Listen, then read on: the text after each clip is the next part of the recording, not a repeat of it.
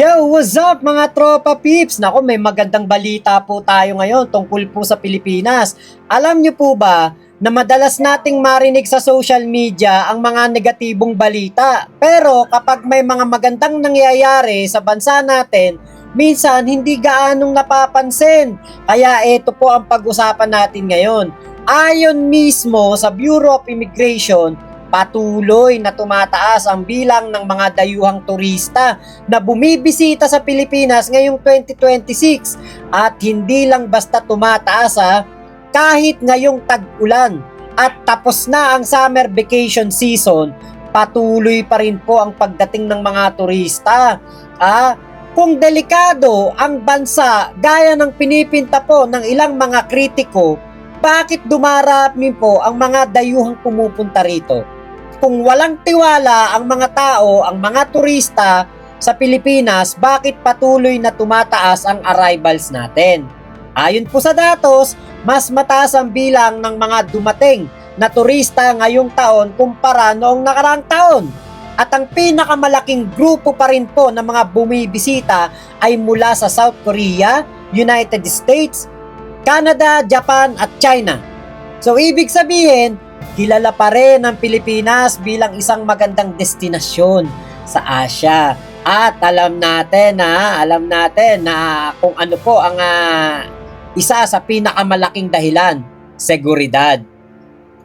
Kasi nakita na nila na ang ating security ngayon dito po sa ating bansa ay tumaas po ang level dahil nga po sa pagpapatupad ng peace and order ng ating Pangulong Bongbong Marcos dahil po sa kanyang mga magagandang ini-implement na mga polisiya.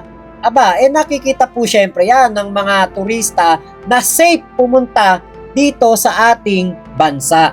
Sabi po mismo ng Bureau of Immigration, hindi po magkalaban ang security at ang tourism. Dapat magkasama silang umuusad. Kapag alam po ng mga turista na ligtas ang bansa, mas kampante silang bumisita. Kaya nga yung iba nating mga turista, andun na nga sa Siargao, hindi na umuwi. 'Di ba? Kapag alam po nilang maayos ang mga airport at border controls, mas nagtitiwala sila. Nakita ko nung ako po ay pumunta po sa Cebu, nakita ko ang napakalaking pagbabago diyan po sa sa airport ng NAIA. Dati mainit. Yung mga toilet, hindi po maganda ang amoy.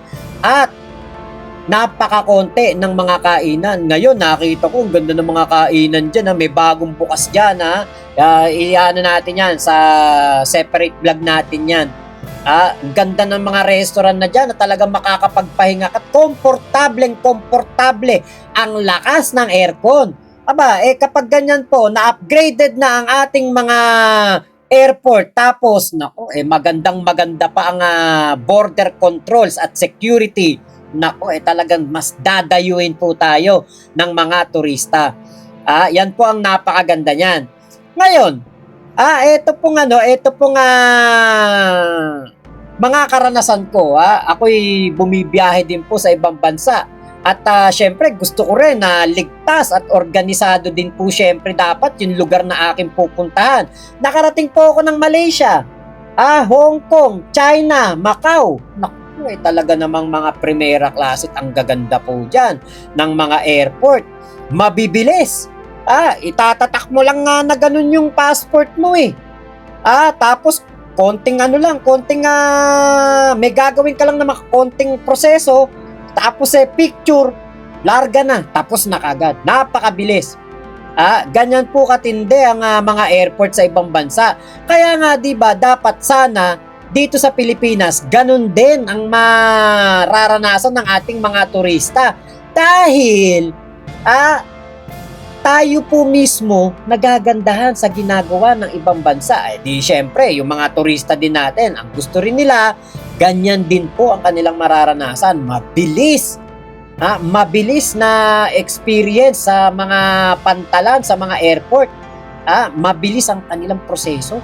Yan sana ang maging isang malaking pagbabago dito sa ating bansa. Kaya po, magandang marinig na may mga plano ang gobyerno na i-modernize palalo ang ating immigration system. Kasama rito ang paggamit ng facial recognition technology, contactless systems, automated immigration kiosk at iba pang modernong kagamitan. Hindi po biro ang mga proyektong yan. Yan ang klase ng infrastruktura na ginagamit ng mga mauunlad na bansa. At habang naghahanda ang Pilipinas para sa mga malalaking international events tulad ng ASEAN Summit, mahalagang handa rin ng ating mga airport at border facilities. Naku, mas lalong dadami turista niyan pag nagkatotoo yan. Ang maganda pa po rito, hindi lang turismo ang makikinabang, makikinabang din po ang seguridad ng bansa. Dito na po papasok itong CAISS, Integrated Government Platform po ito. Screening, biometrics, risk analysis at monitoring ang gagawin po nito. Pre-arrival sa lahat po ng major ports, meron na po tayong isi-secure na po ito ng CAISS, pati po departure. Talagang mamomonitor na po at mababantayan na po ang ating seguridad. Kaya ang ating pong borders deserve better para po hindi na po tayo magkaroon pa ng mga insidente na meron pong mga nakakaalis o meron pong mga nakakapasok na masamang loob dito po sa ating bansa. Mas madali po matutukoy ang mga gustong gumawa ng illegal na aktibidad. Bakit? Katulad niyan, kunwari meron pong mga pugante mula sa ibang bansa, gusto ditong magtago sa ating bansang Pilipinas. Magbabalat kayo as turista, pero yun pala wanted dun sa kanilang bansa. Hindi na sila makakapasok, hindi na sila makakalusot. Bakit? Nako, meron na pong database na gagamitin ng ating gobyerno na konektado sa buong mundo at napakabilis na pong mahuli ng mga pugante. Kita nyo yan? Napakaganda po niyang pictures ng proyekto na yan, di ba? Ngayon po, mas matutukoy po talaga yung mga gustong gumawa ng mga illegal, di ba? At mas mabilis na rin po ang proseso para sa mga lehitimong biyahero. At mas magiging maganda na po ang imahe ng Pilipinas sa buong mundo. Hindi katulad noon, di ba? Mga laglag bala. Biruin mo, mga turista noon, mga ibang lahi. May laglag bala silang nararanasan. Napakapangit po noon. Di ba? Kaya po sa halip na puro negatibo ang tingnan natin, dapat din nating kilalanin ang mga positibong development na nangyayari. Hindi ibig sabihin nito na perpekto na po ang lahat. Marami pa ring dapat ayusin, marami pa ring dapat pagbutihin. Pero kapag may magandang resulta, dapat kinikilala rin po natin. Dahil sa huli, ang pagdami ng turista ay hindi lamang numero. Yan ay trabaho para po sa mga Pilipino. Kita para sa mga nagnenegosyo yan. Oportunidad po para sa mga lokal na komunidad at dagdag na sigla para sa ekonomiya ng bansa. Kaya sana, tuloy-tuloy po ang pag-unlad na ito. At sana, mas marami pang dayuhan ang makakita ng kagandahan ng Pilipinas. Nako, eto pa, dagdag pa natin dyan. Di ba po, meron din po tayo mga napapanood sa balita na mga pinaghahanap ng batas, mga wanted o kaya mga naaakusahan. Kapag po nalabasan na ng warrant of arrest, wala na, nakatakbo na, naka-escapo na. Pero dito po sa modernisasyon na ito na gusto pong ipatupad ng ating gobyerno, nako, kapag po yan ay naisakatuparan, hindi na rin po magiging madali sa mga gustong umiskapo, gustong tumakas na mga paghahanap ng mga batas ng ating mga law enforcer, hindi na po talaga sila makakaalis at mapipigilan na po ang kanilang pagtakas, di ba? Yan po ang isa sa magandang magiging features po nitong modernisasyon na ito. Sana talaga mangyari yan ako.